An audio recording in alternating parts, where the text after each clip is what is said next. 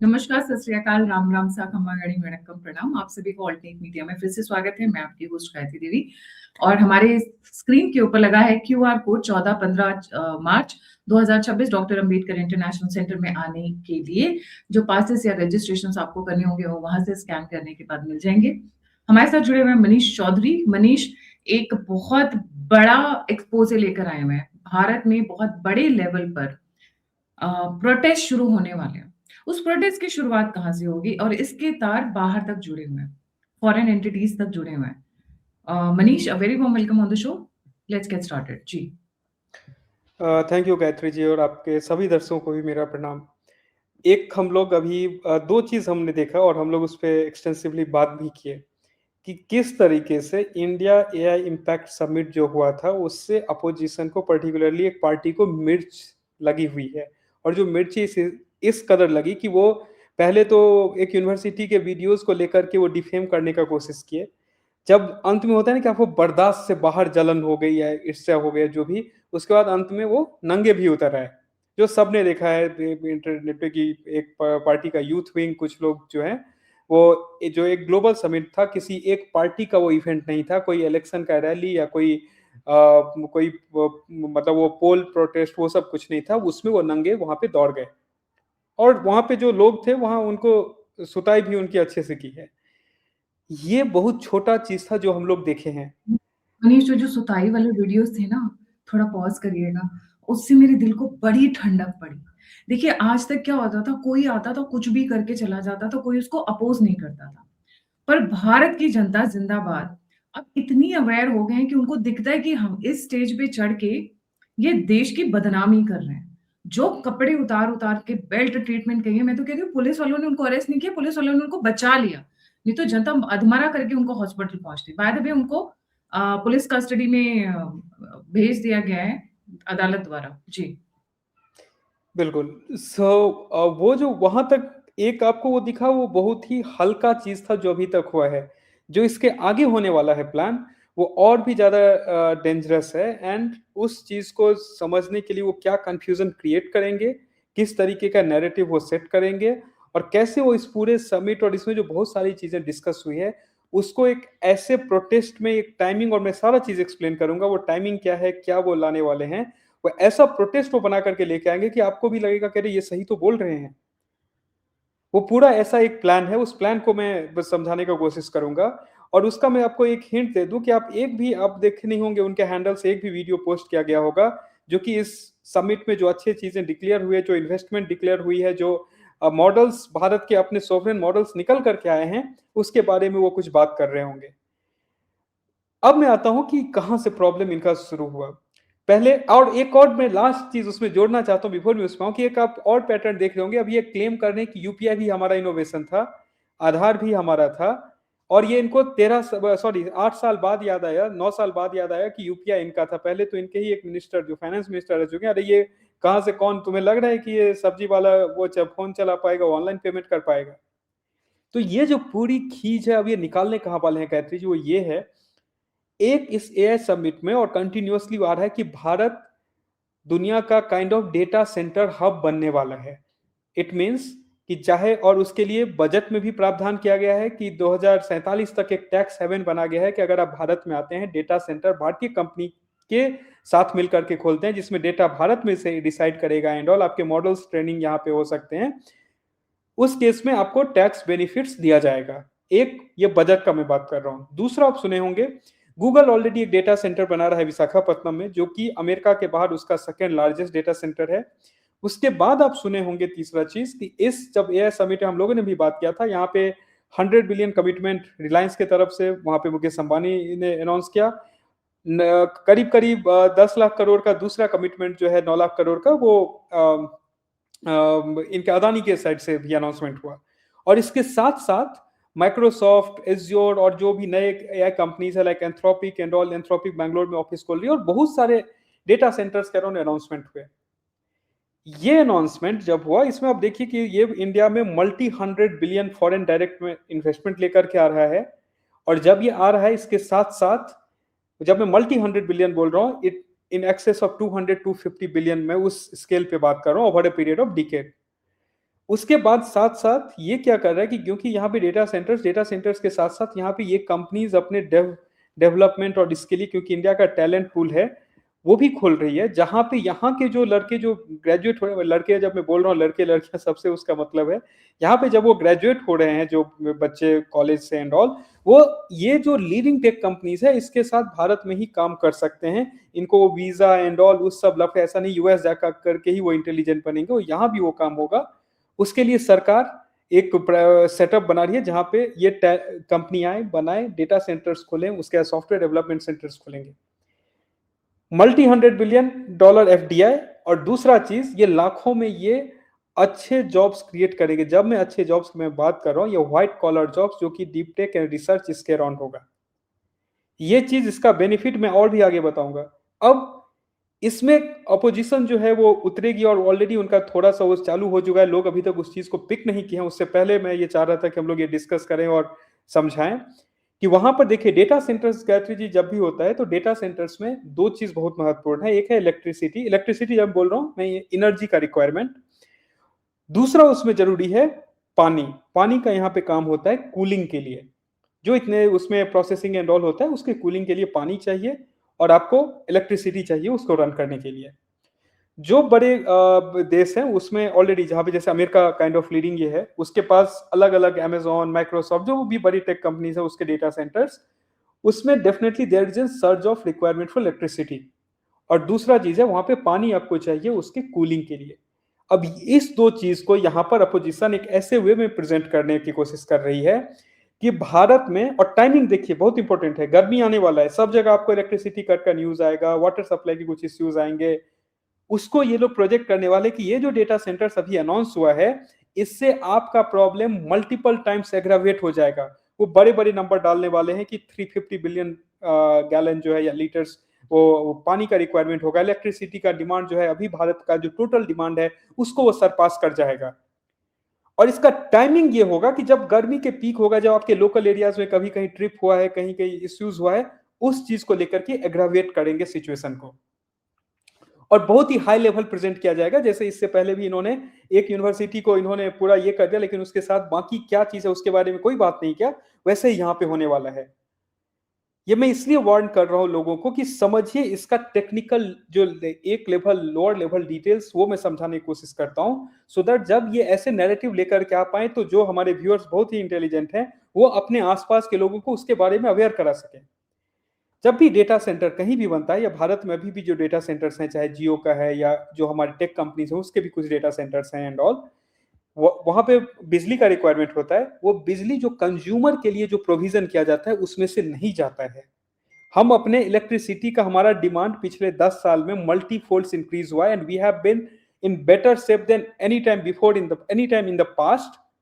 जहां पे हमारा, अगर आप कोई भी जो जहां रहते हैं, आप देखिए आपके एरिया में पहले बिजली आज से 10 साल ज्यादा रहता था या अभी बिजली ज्यादा है?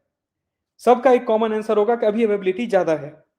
सिमिलरली अगर आप इसके ऊपर देखेंगे कि हमारे पास पहले इंडस्ट्रीज ज्यादा थी या अभी ज्यादा है, इंडस्ट्रीज अभी ज्यादा है। सरकार अलग अलग प्रोविजन करती है कि जो बिजली डेटा सेंटर्स में जाएगा, जो इलेक्ट्रिसिटी आपके इंडस्ट्रियल यूज के लिए होता है वर्सेस जो डोमेस्टिक यूज के लिए होता है।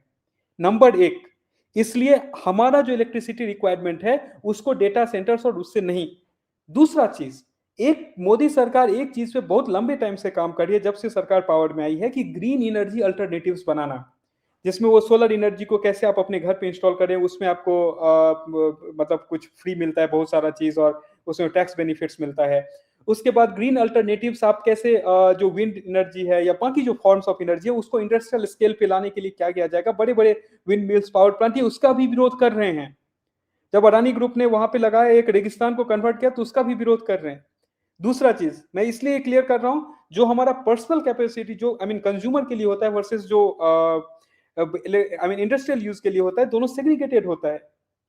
थर्ड थिंग, पानी का रिक्वायरमेंट के ऊपर मैं बात करना चाहता हूं, क्योंकि इसमें ये एक नया लॉजिक, नया लॉजिक नहीं, लॉजिक ये दे रहे हैं, जो हमारा वाटर स्ट्रेस्ड सिटीज है, हैदराबाद हो गया, चेन्नई हो गया, मुंबई हो गया, जो काइंड ऑफ अभी बैंगलोर हो गया, जहां पर ये डेटा सेंटर्स लगेंगे या ऑफिसेस खुलेगी, तो उसको भी ये न्यूज बनाने वाले हैं। देखो हैदराबाद में प्रॉब्लम को हाईलाइट करेंगे और साथ में इस चीज को हाईलाइट करेंगे, सरकार डेटा सेंटर खोल के आम लोगों का और प्रॉब्लम बढ़ाने वाली है।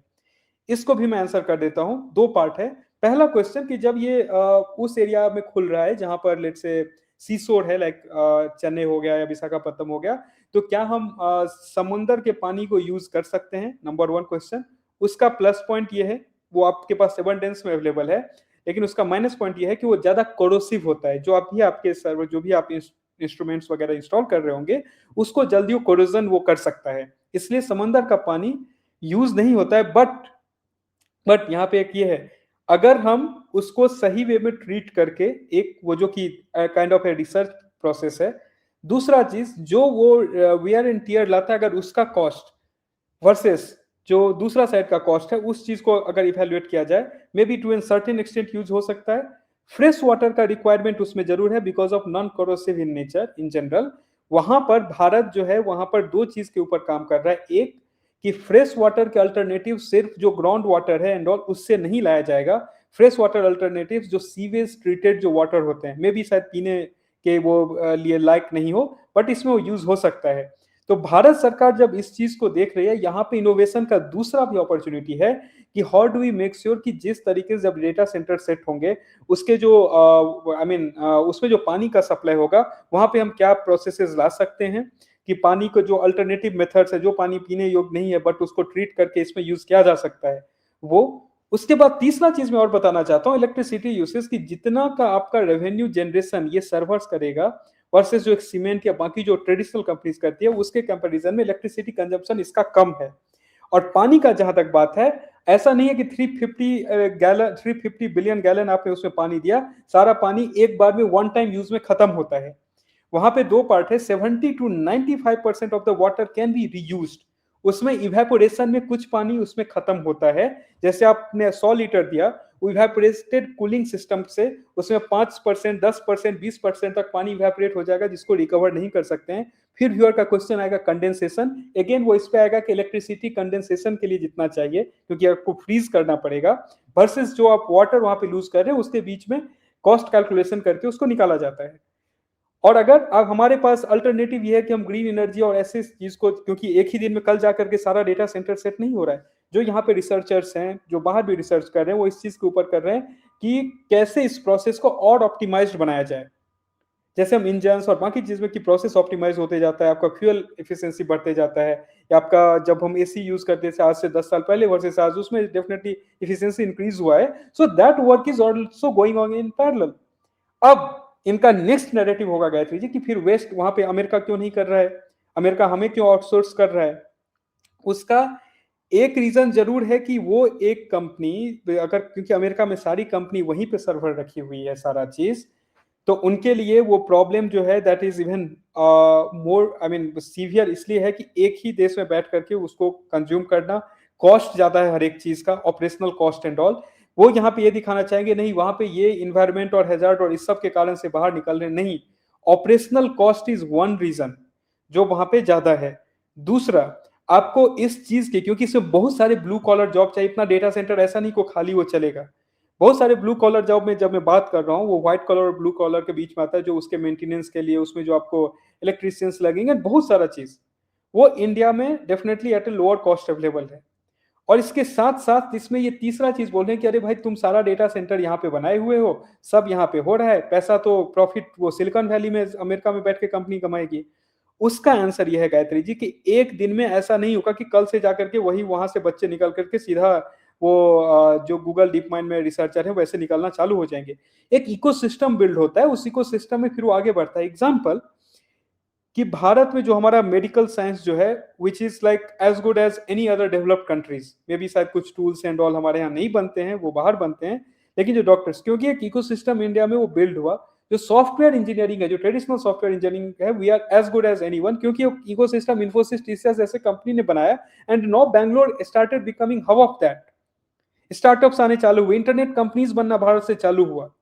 नो, जब ये नेक्स्ट लेवल रिवॉल्यूशन होगा, जो लोग इसमें जाकर के काम करेंगे, एंथ्रोपिक, ओपेनएआई या बाकी जो भी यहाँ पे खोल रहे हैं, then only you will be also be improving on top of कि हम डेटा सेंटर्स को कैसे ऑप्टिमाइज वे में रन कर सकते हैं, उसमें क्या alternative methods of cooling use हो सकता है, उसमें क्या alternative method of condensation use हो सकता है, उसमें क्या हम वाटर को बेटर यूटिलाइज रिसाइकलिंग कर सकते हैं। और साथ में जो कोर एआई जो टेक्नोलॉजी है, जब यहाँ के लोग उसमें काम करेंगे, दे विल अंडरस्टैंड कि वहाँ क्या काम हो रहा है। बाहर निकल करके एक सर्वम जो हम देख रहे हैं, मे बी उसके ऐसे 10 रेप्लिकास बनेंगे। चाहे आप जोहो को उठा लीजिए, चाहे आप लेंसकार्ट को उठा लीजिए, चाहे आप कोई भी बड़े कंपनी जो भारत में स्टार्टअप आपको दिख रहा है, वो पहले किसी ऐसे कंपनी में काम करके वो निकले हैं, वहां से फिर वो खोले हैं। इवन कि मैं आपको कुछ बता देता हूँ कि हम एलोन मस्क की बात करते हैं, काइंड ऑफ अभी करंट टाइम में आई मीन वो सबसे इंटेलिजेंट ब्रेन या जो भी चीज आप देखें, it's not like Elon Musk became Elon Musk all of a sudden. वो अगर साउथ अफ्रीका में भी रहते हैं, whatever, he worked on a sequence of जो वहां पे एक सेट ऑफ कंपनीज के साथ, देन उसके एलोन मस्क के साथ बहुत सारे लोगों ने काम किया, वो उससे बाहर निकल करके और कंपनीज बनाए। एंथ्रोपिक की बात करते हैं, he was VP of AI at ये ओपन एआई, जो दो सैम ऑल्टमैन ने जिसके साथ हाथ नहीं मिलाया, तो वो उसी में था, राइट। तो वो एक इकोसिस्टम आपका बिल्ड होगा जहां से और ऐसे रिसर्च कंपनी भारत से निकलेंगे और भारत को फायदा पहुंचाएंगे। वहां पे भारत में भी ये प्राइवेट कंपनी खुद ही पैसा रखेगी। अमेरिकन कंपनी कमा करके जा रही है, वो भी सरकार को नहीं, वो खुद ही पैसा रखने वाली है। वो कोई अमेरिकन गवर्नमेंट यहाँ से पैसा निकाल के नहीं जा रहा है। And at the same point of time, जब ये डेटा सेंटर्स बनेंगे, it will definitely bring the FDIs, it will create the job, it will create ecosystem where more AI tech companies और इस चीज के ऊपर वो लोग काम करने के लिए आगे आएंगे।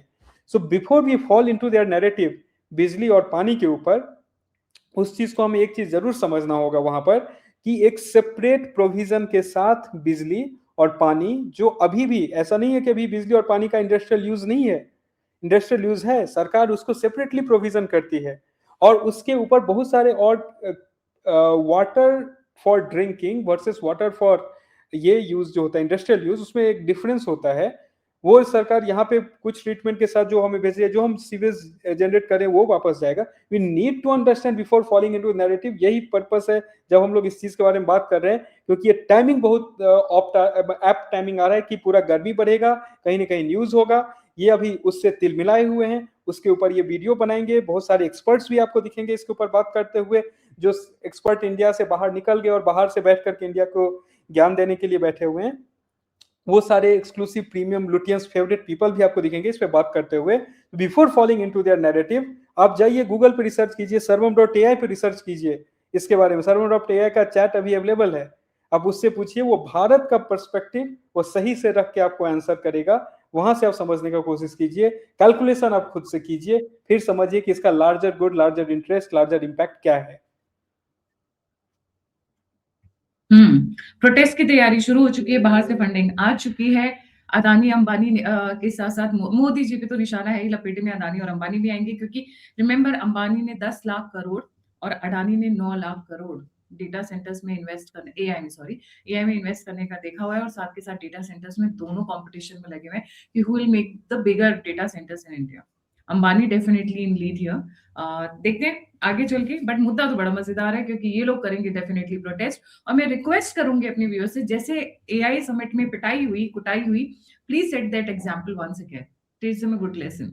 और हमारे साथ जुड़िए 14-15 मार्च को 2026। We have a good line of speakers, Rajeev Narayanan sir, Sachdeva sir, air marshal Bhadauria sir, Sinha sir. These are all on the second day. First day पे we have Pradeep Bhandari, Shehzad Poonawala, we have Vinod Tavade ji, we have Tejasvi Surya, we have Sandeep ji, we have Manish Chaudhary ji, we have Karan Verma, we have Anil Anthony. The line is big and huge and all like चुन के हीरे लेकर आई हूँ आप लोगों के लिए। तो जल्दी जल्दी रजिस्टर कर लीजिए। QR कोड स्क्रीन के ऊपर है, वो जो कॉर्नर में लगा हुआ है, और वहां से आप सीधे पास वाले सेक्शन में आएंगे, वहां से आप रजिस्टर कर सकते हैं। अगर आपको कोई प्रॉब्लम हो रही है, कोई तकलीफ हो रही है करने में, तो आप मुझे लिख सकते हैं altnatemedia.com पे, जो मेरी वेबसाइट है, मेरा ईमेल आईडी है। और अगर आप नहीं आ पा रहे हैं और मुझे कंट्रीब्यूट करना चाहते हैं, मेरी हेल्प करना चाहते हैं, इस मुहिम में मदद करना चाहते हैं, तो नंबर और यूपीआई स्क्रीन के ऊपर है। इसी के साथ जय हिंद, जय श्री राम, हर हर महादेव। हर हर